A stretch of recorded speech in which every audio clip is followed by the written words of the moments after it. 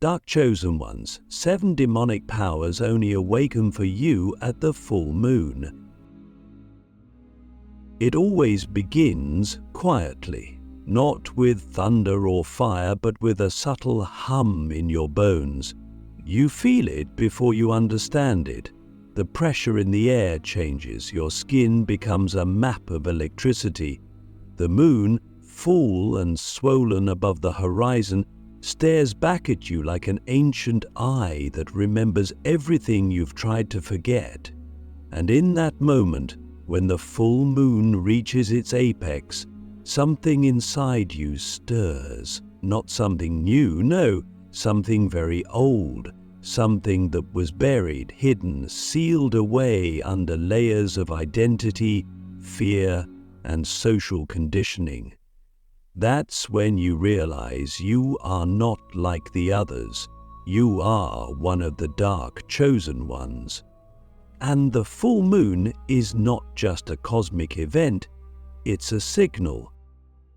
You've felt it, haven't you?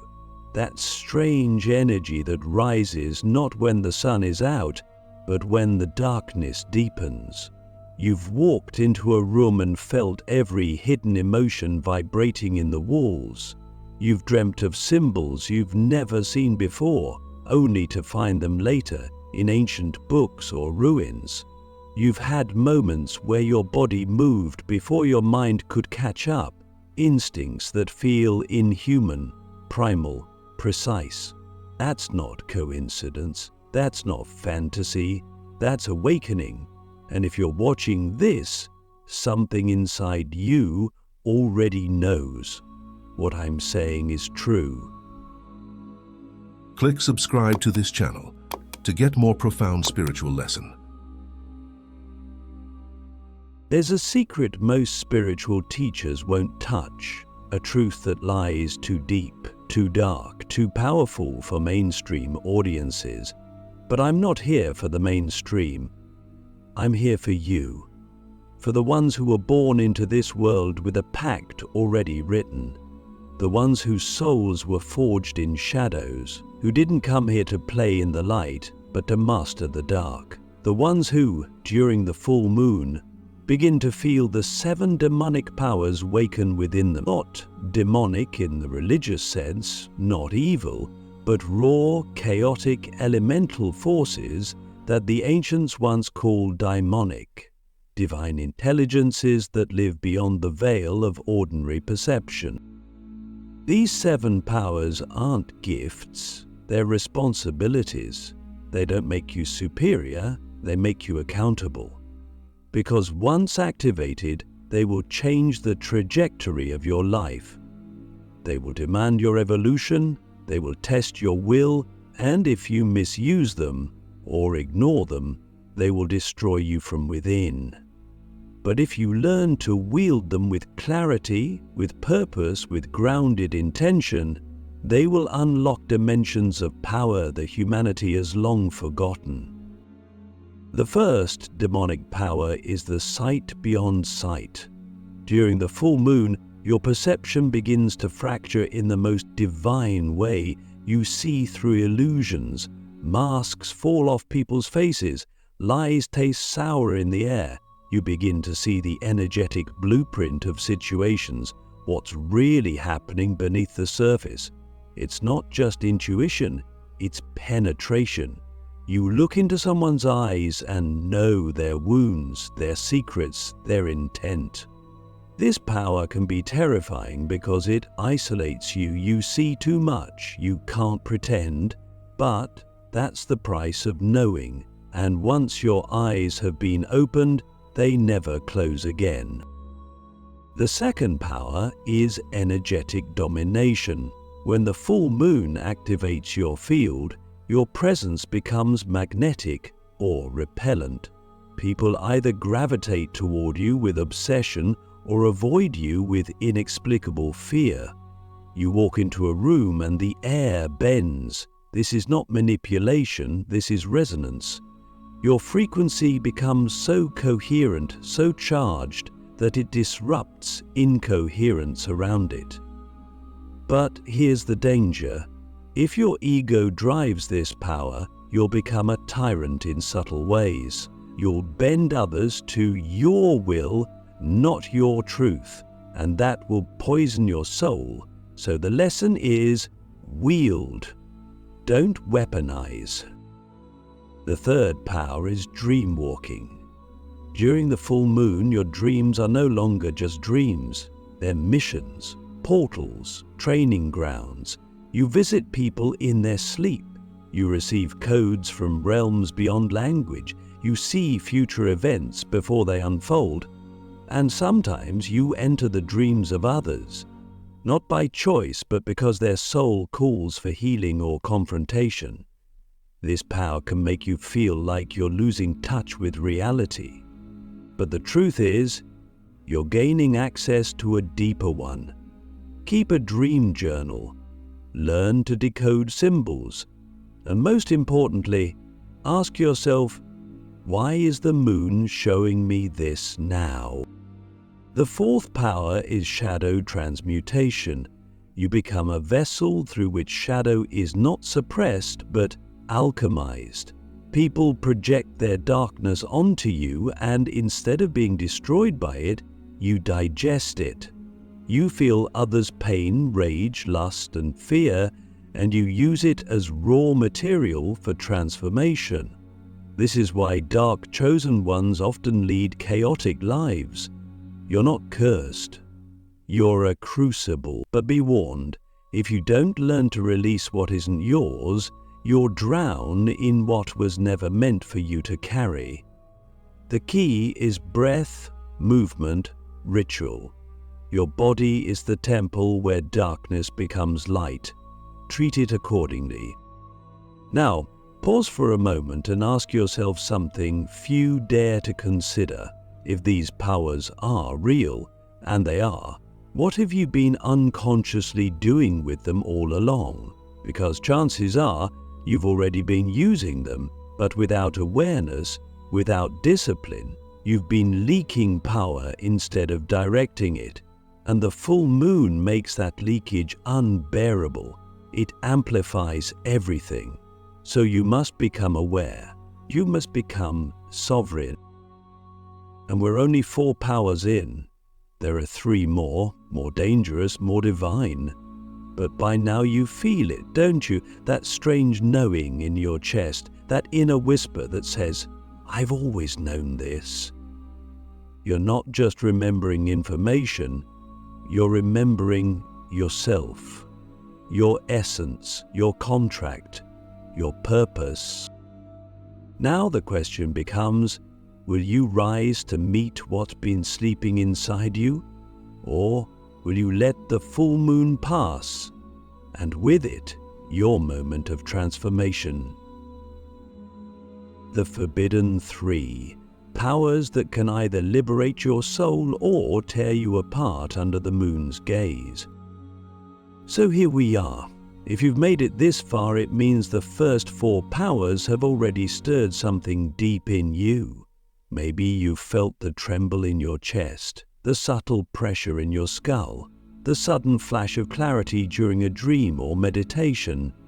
But now we enter territory that even the dark chosen ones rarely speak of aloud. The final 3 powers, those that only awaken under the full moon when your spiritual defenses are lowered and your truest essence is exposed, are not just forces, they are thresholds. Cross them and your life will never be the same. They are forbidden not because they are evil, but because they demand everything. They strip away what is not real, and if you're not ready, they will break you. But if you are, they will make you limitless. The 5th power is the voice that commands reality. Under the full moon, your words become spells, not metaphorically, literally. You speak and the field listens. Energy rearranges, people shift, timelines bend. This is the ancient power of Logos, the divine creative force that moves through vibration. But here's the truth. Most people speak unconsciously. They curse themselves without realizing it. I'm always tired. I never get what I want. I can't do this. Under a full moon, these phrases become programs. The universe doesn't judge, it executes. If you are one of the dark chosen, you must learn to speak with precision, with reverence. Every word you utter is a command to the quantum field. This is why silence becomes sacred, because even one misaligned sentence can ripple through your entire path. So ask yourself, what kind of world have you been unconsciously creating with your voice? The sixth power is the memory of the bloodline. This one comes suddenly, often through dreams, flashbacks, or spontaneous emotional waves. During the full moon, your DNA becomes active in a multi-dimensional way.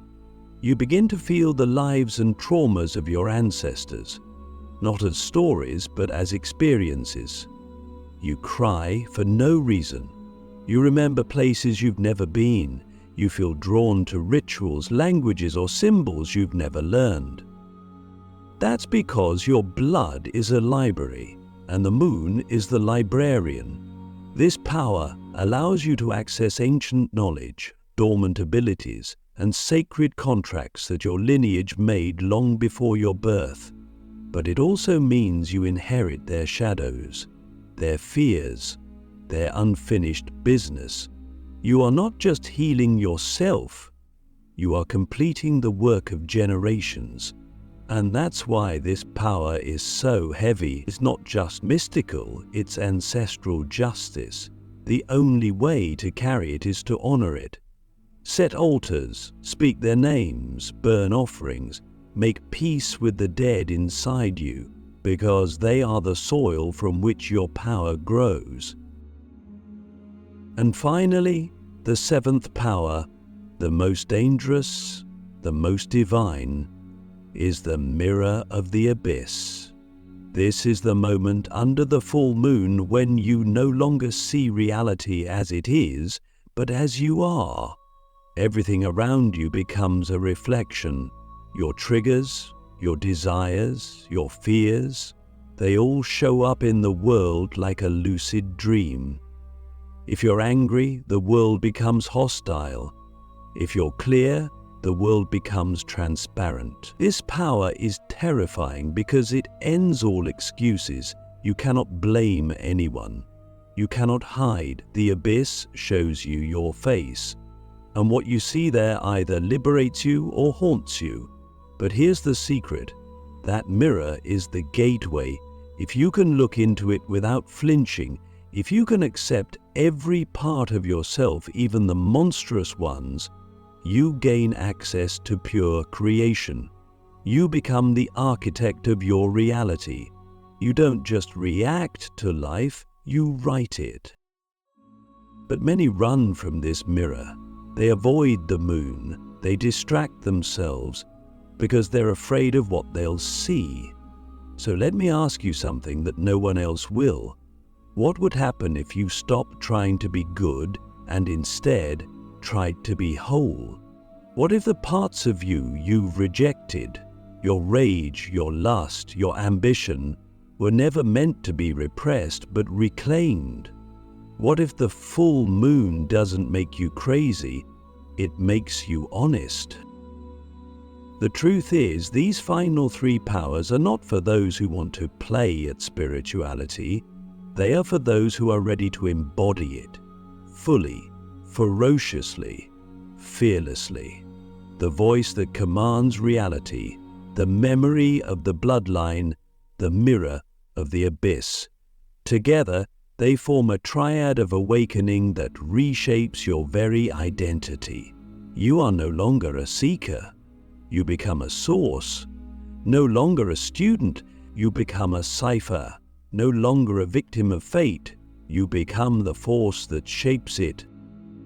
So now that you know all seven, now that the moon has whispered its secrets into your bones, I'll leave you with this final question.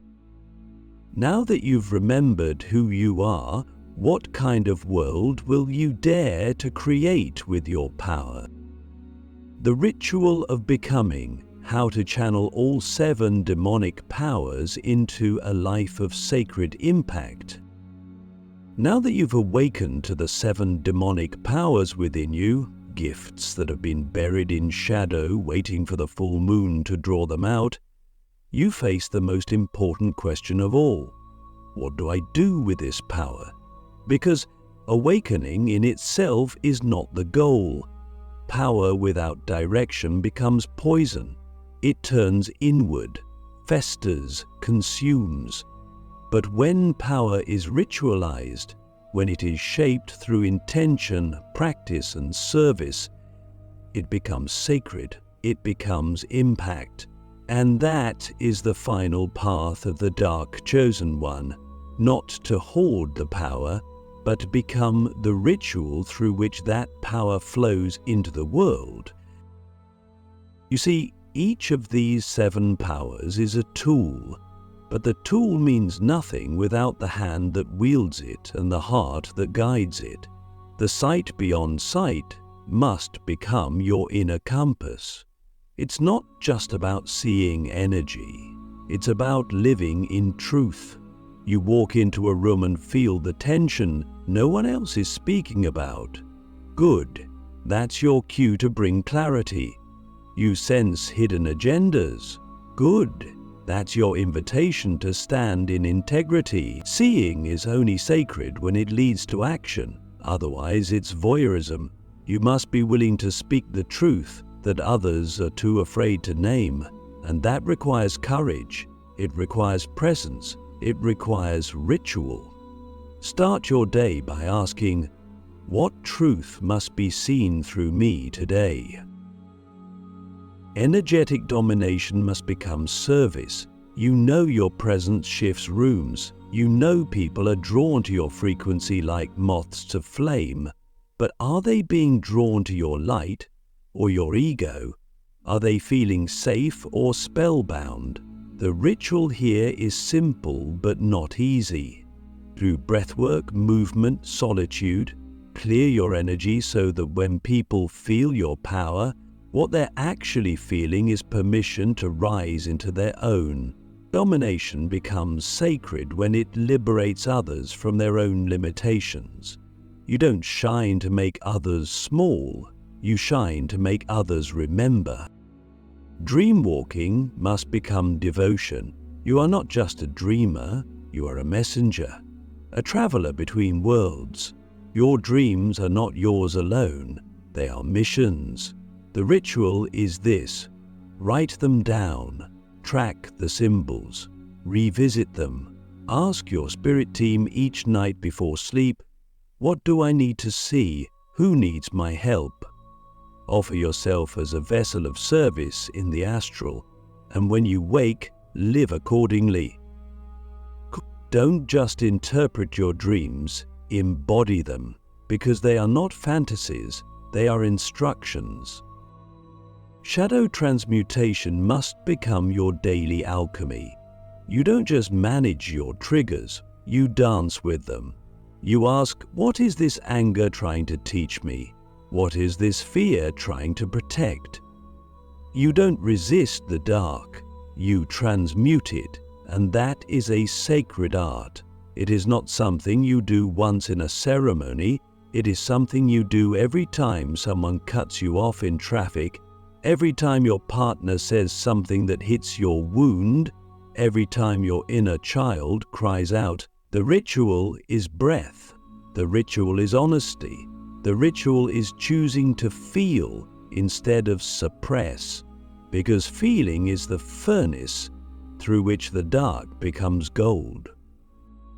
The voice that commands reality becomes your declaration. You must speak with intention. Every word must be an offering to the altar of your becoming.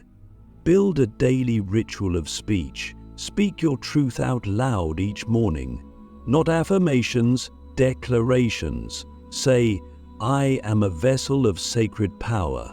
Say, I create reality through resonance. Say, Every word I speak is aligned with the divine intelligence that lives in me. And then live like your words are spells, because they are. The memory of the bloodline must become your legacy. You are not just healing yourself, you are becoming the ancestor your descendants will pray to. That is no small task, it is sacred. Your ritual is remembrance. Light a candle for the ones who came before. Speak their names. Ask them for guidance. Tell them it ends with me. And then keep your promise. Break the cycles. Heal the trauma. Sing the songs they were too afraid to sing. You are their redemption. And finally, the mirror of the abyss must become your quietest, most holy practice. Sit in silence. No distractions, no affirmations, just you staring into yourself. Feel everything. Let the fear rise. Let the grief pour. Let the shame melt. Don't fix it, don't escape it. Just witness, because in that witnessing, the abyss becomes the womb. The void becomes the source, and you emerge not as a better version of yourself, but as the truest one. This is the ritual of becoming, not something you do once under the moon and forget. It is a path, a discipline, a devotion, and it must be walked daily, because the world doesn't need more powerful people. It needs more embodied ones. People who don't just awaken, but integrate. People who don't just see, but serve. People who don't just hold power, but become a sanctuary for it. So now I ask you, not as a teacher, but as a mirror, will you become the ritual your soul has been waiting for? The final eclipse. What happens when you fully embody the dark and become the light beneath it? There comes a moment in the journey of the dark chosen ones when everything changes, not externally, but internally. It's not loud, it's not dramatic. It doesn't come with lightning or visions or even a full moon. It comes in the silence after the storm. When you've faced every shadow, wielded every power, walked through every ritual, and you realize there's nothing left to seek, because you've become the very thing you were looking for. That is the final eclipse, the moment when the darkness and the light inside you stop fighting and begin to merge, and in that sacred union, you become something rare, something ancient, something eternal. You become the light beneath the dark. This is not a metaphor, this is a state of being, a vibrational signature. When you reach this place, you don't need to prove anything. You don't need to explain who you are. You've stopped performing, you've stopped comparing, you've stopped chasing, because you've seen the machinery of your own mind.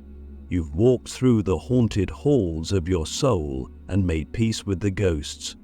You've held your inner child while they screamed. You faced the parts of you that once terrified you, and you stayed.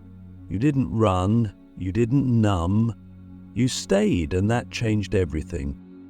You see, the final eclipse isn't about becoming someone new. It's about remembering the truth of who you've always been.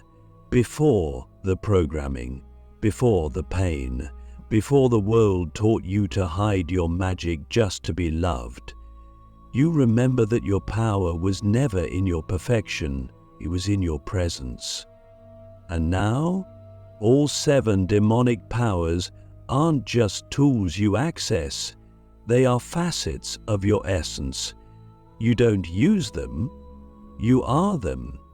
You embody the sight. You radiate domination. You dream consciously. You transmute automatically. You speak with spellcraft. You carry your lineage. And when people look at you, they don't see someone who has light. They see someone who is light, even in the dark. And this is where the world begins to respond to you differently. Opportunities flow, synchronicities accelerate, people are drawn to you not for your knowledge, but for your energetic integrity. They can feel that you've done the work. They can feel that you're not pretending, that you've suffered, healed, and integrated, that you don't need to be liked because you've already accepted yourself, that you don't need to be understood because you understand yourself. And that kind of energy is magnetic, it's healing, it's unforgettable. But there's something else that happens here, something that no one warns you about. When you become the light beneath the dark, you also become invisible to those who still live in illusion. You will lose people, you will outgrow environments, you will become too much for some and not enough for others. Don't take it personally. You're not here to be palatable, you're here to be true. And truth has a frequency. Only those who are ready for it will hear your signal. The rest will call you intense, distant, different. Let them. Your job is not to explain your frequency. Your job is to transmit it. So what happens when you've fully embodied this path? You stop performing and start serving, not from obligation, but from overflow. You become a quiet revolution. Your presence becomes medicine. You walk into a room and people feel safer without knowing why. You sit in silence and answers appear. You touch someone's hand and they begin to cry, not because of something you said, but because your field reminded them of their own soul. That is the power of the final eclipse. You no longer do magic, you are the spell. And this is where we end, not with a bang, but with a breath. A single breath that carries the weight of everything you've remembered. Because now you know. You were never broken, you were becoming. You were never cursed, you were chosen. Not to escape the dark, but to become the light that lives inside it. So I leave you with the last question you will ever need to ask. Now that you've become the light beneath the dark, what will you illuminate in this world?